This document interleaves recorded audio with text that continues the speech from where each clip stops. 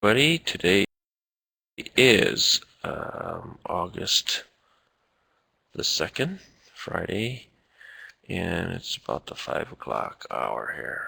And we have Glenn Rathke to start off with his Imagine WX Possibilities, number 8. Wow. So he's going to talk. Ooh, He's going to talk about the people and the phone app that had with the transition framing, but you're going to do it in WebDev today, right? I am. Both of my examples will be in WebDev. And then Wolfgang's going to follow after with his journey into WX, and it'll be his third one, and it'll be on file access.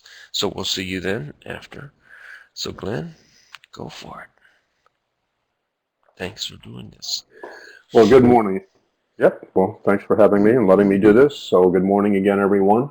This is the same, pretty much the same examples that we had in WD. We're taking to WB. So it won't take too long because the code's pretty much the same. But I just want to show you that, and in fact, that's the reason of doing this, that we're able to transition a portion of a desktop app to a web app and not lose functionality as such. So let's just run this here. We get it going, and we're at our browse screen. I will add a person. Takes us to our parent-child screen here. Actually, I'm on the wrong one, and I don't know how that happened because I was just, yeah, I do. That's the one for printing. Oh, sorry about that. Let's go to right here and run this. Okay, so here we're at that screen. We select go to add. Here's our parent-child screen for adding. Let's just put in person 111, 111. We'll add their phone, and we'll make that a home phone. Say OK. We'll add that again, and this will be a cell phone. We'll make this 2222. Say OK.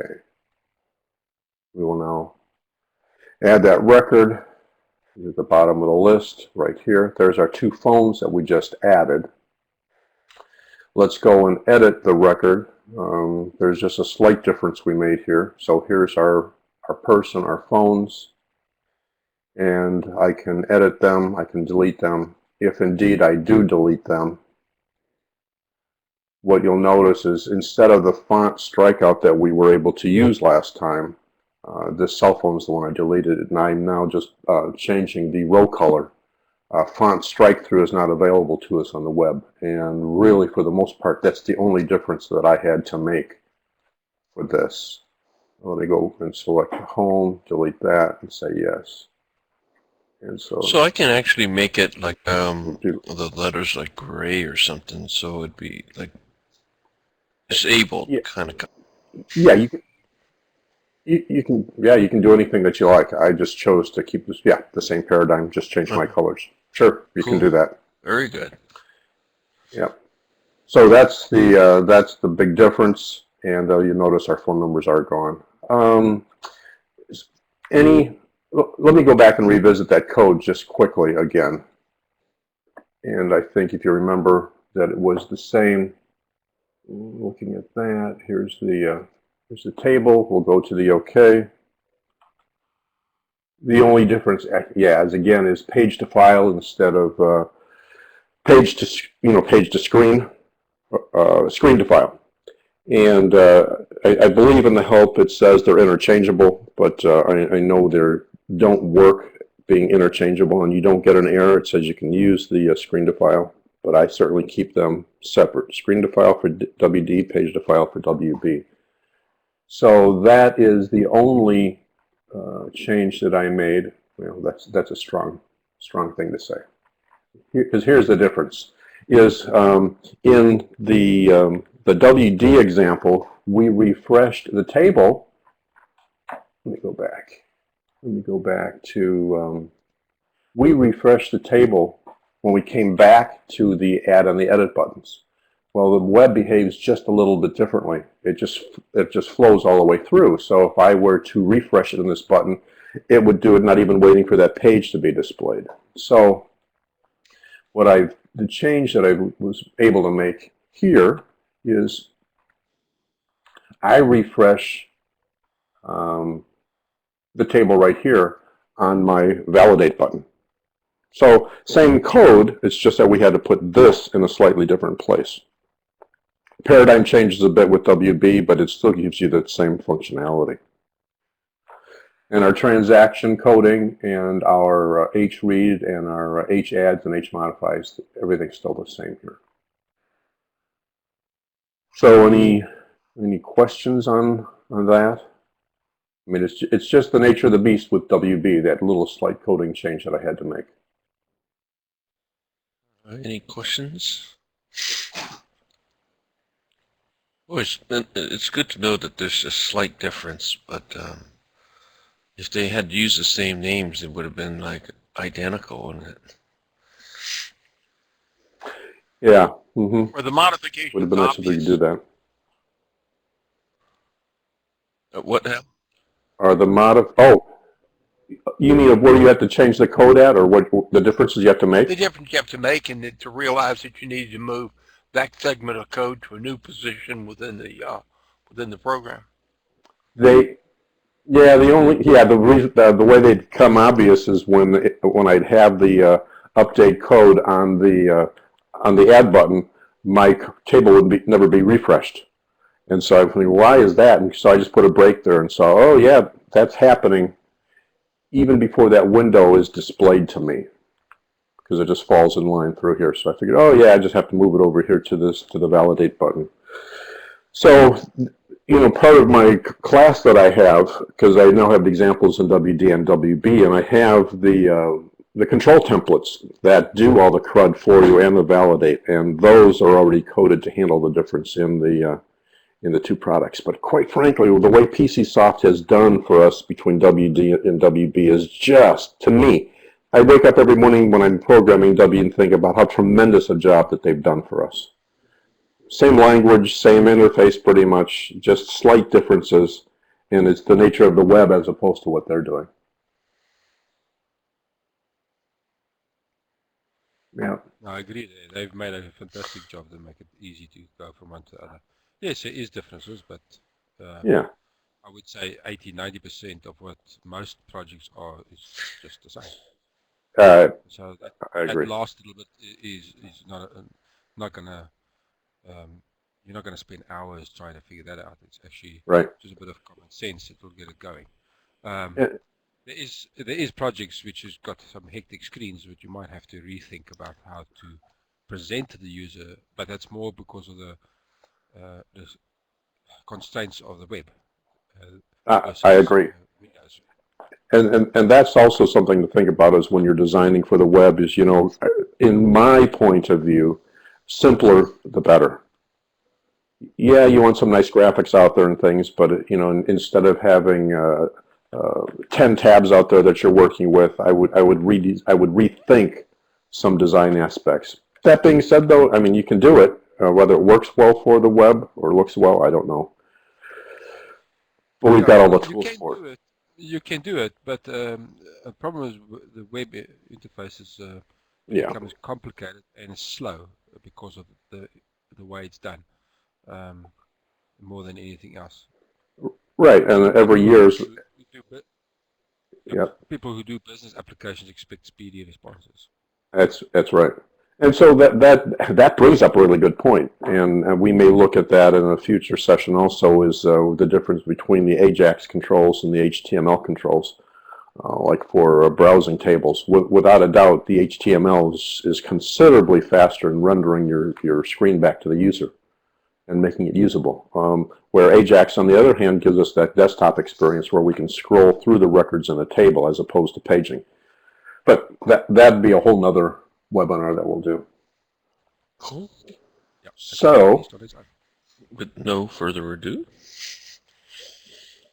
let's go on to the next example, and that is the one for tagging for tagging records and printing.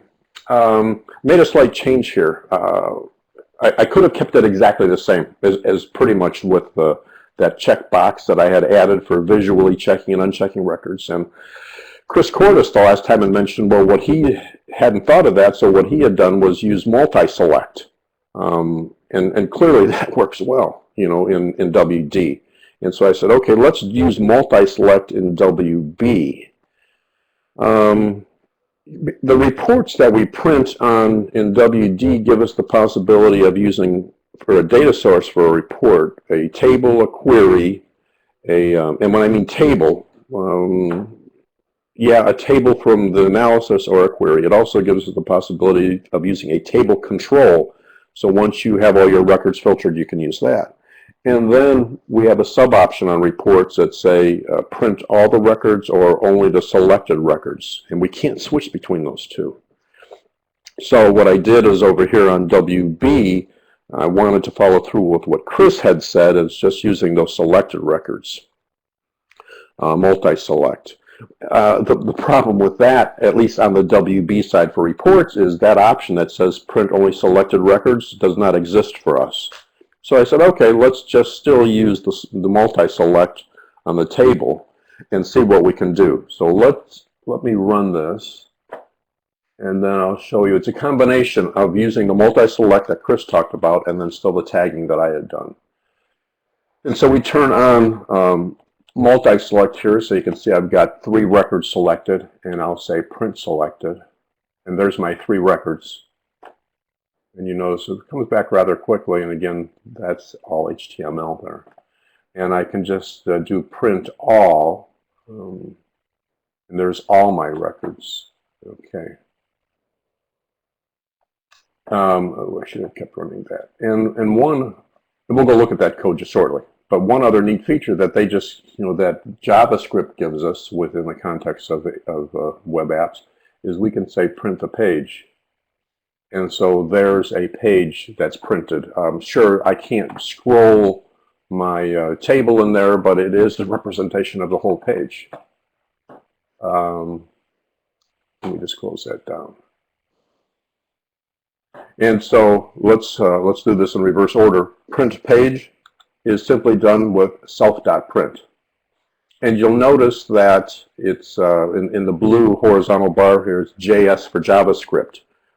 This is one nice feature that they've also given us, because usually when we have a control, by default, let me go to one of these, we come up and you'll see the green bar up here, it's W language.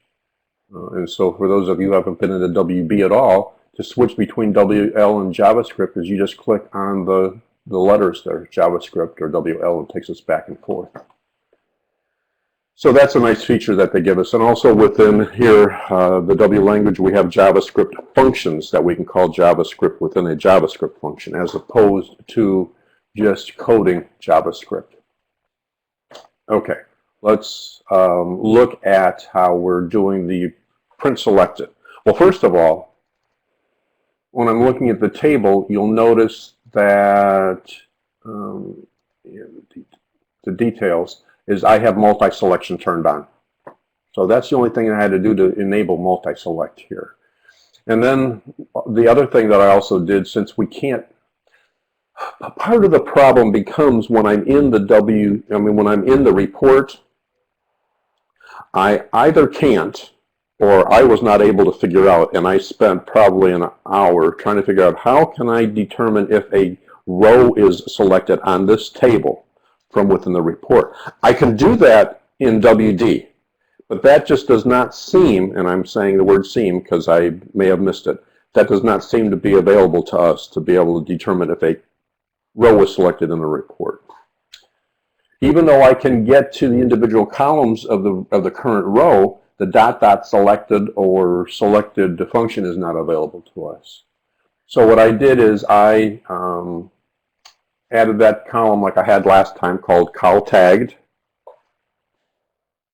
And on the button here, what I'm doing is for each row of the table, I'm just deselecting it. I'm just untagging it in case it was previously tagged. And I'm coming down here next, and I'm checking to see how many rows do I have selected. Table select count. If I have 0, then I'm saying there's no data to print. I'm not even bothered about going to the report. And then I'll come down here and I'll cycle through all those rows that we have selected. So table select count gives us out of 100, if we have 10, that'll give us a count of 10 and 10 rows.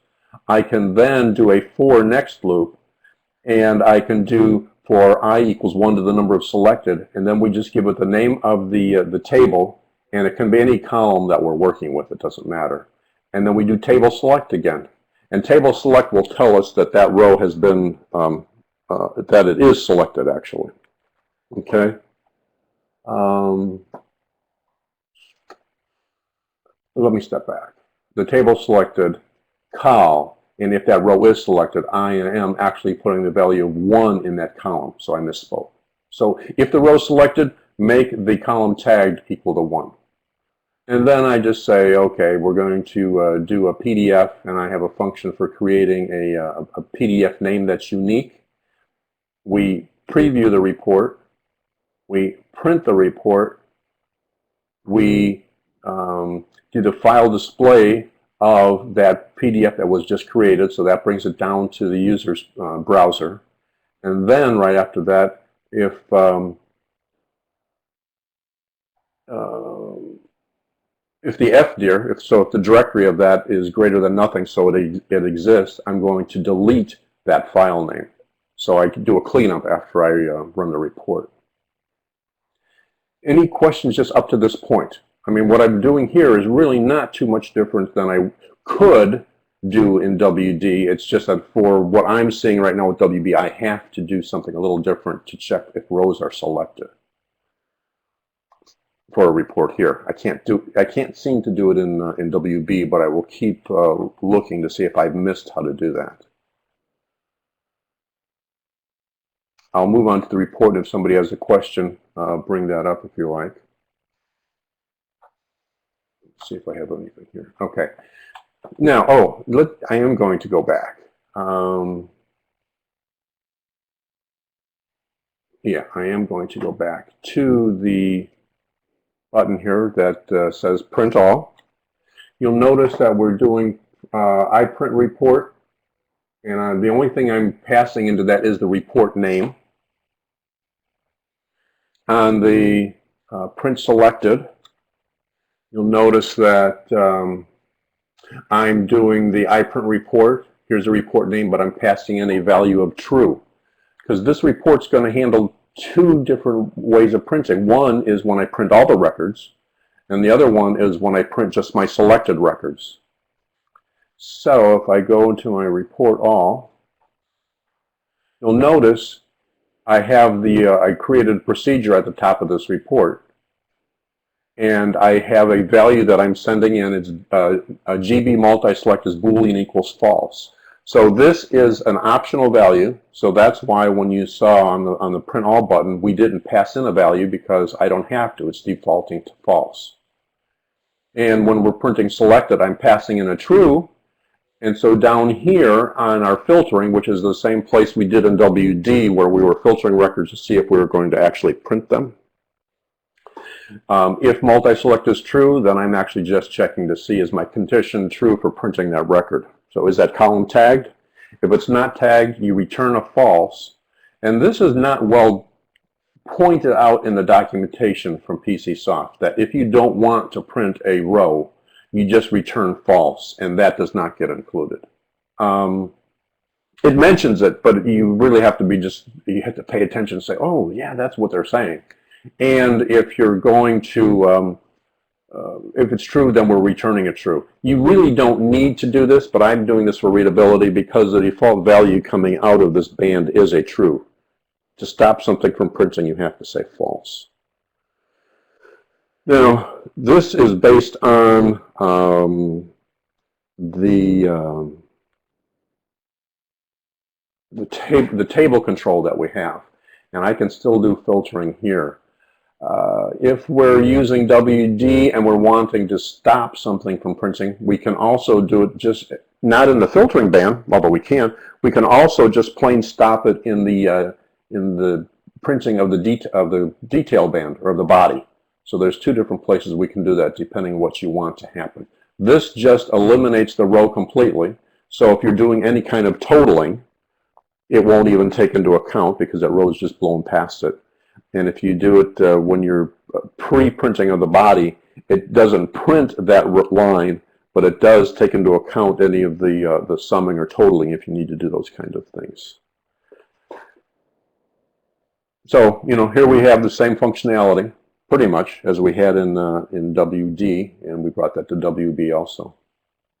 And to me, the great thing is these two examples that you saw, we don't have to, with the exception of that print screen, we don't have to know anything about JavaScript. We don't have to know anything about the web that's particular, really.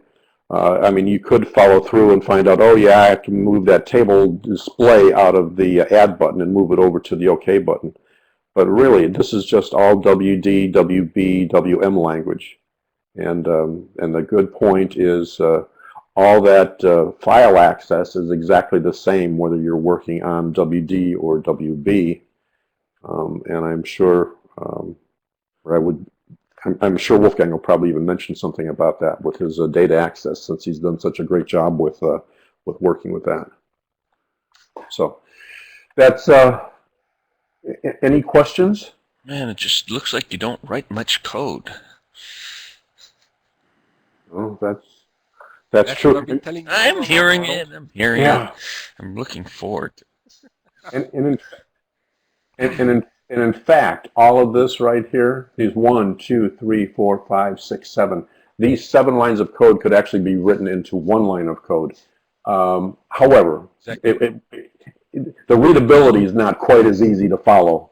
And so if you have somebody who's going to come back and support your application, I'd rather keep it simple than have to the 1 line of code. But yes, there is much less code that you have to write in WD and WB or WX. Like example that you could have said the result, and then you just say b_people_h filter dot column tag, and that's it.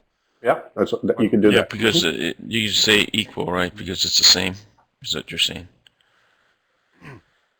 Yeah.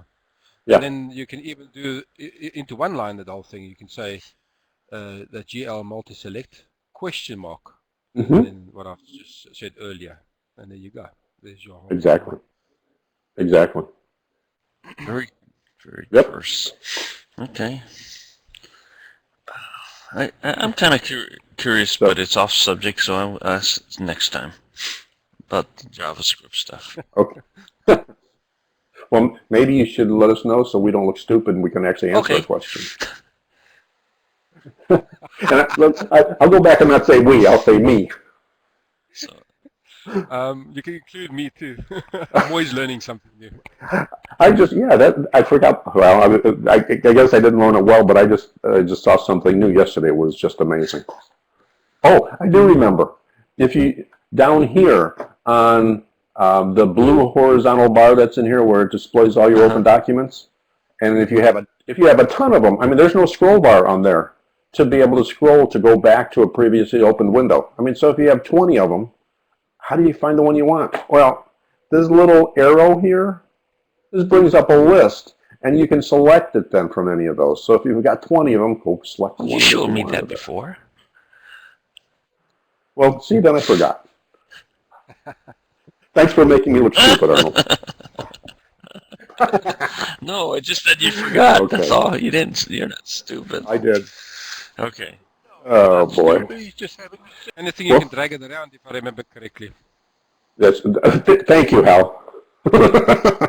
You're exactly right. Okay, we got a lot of seniors Exactly. here, so Yes. take it easy. Okay.